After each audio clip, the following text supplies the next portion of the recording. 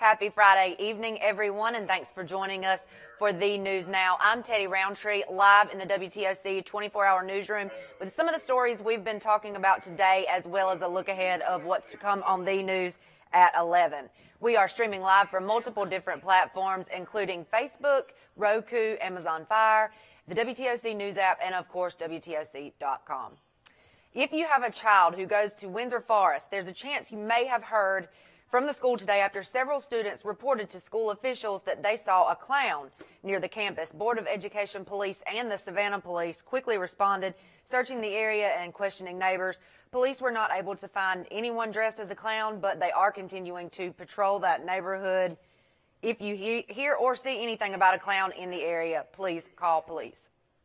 Well, Savannah Fire is investigating an early morning blaze at an apartment on Clearview Street. It happened just before 2 a.m. this morning. Crews arrived within 3 minutes of the call and discovered smoke and flames coming from one of the apartments.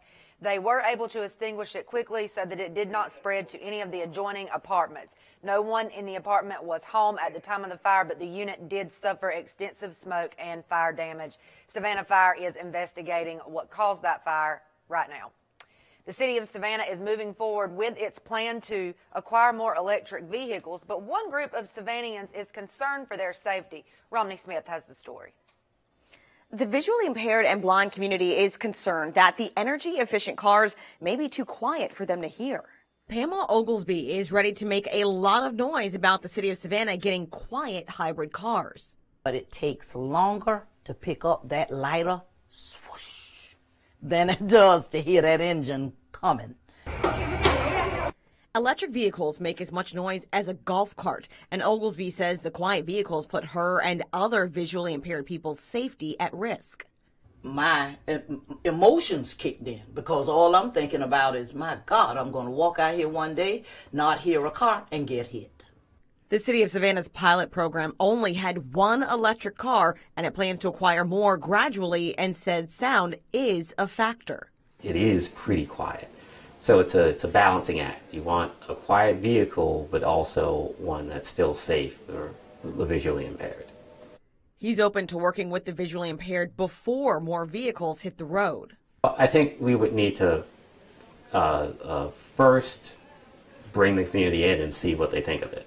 So I think we need to do that before making any decision about noise or addition of noise.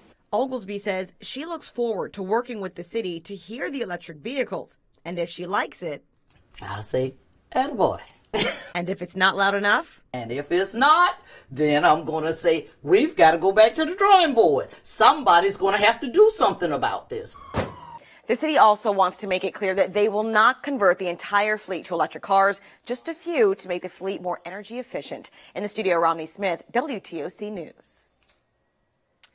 Well, coming up in less than an hour on The News at 11, Sean Evans is giving us a preview of the extra security that will be on Tybee Island this weekend for the final weekend of Orange Crush.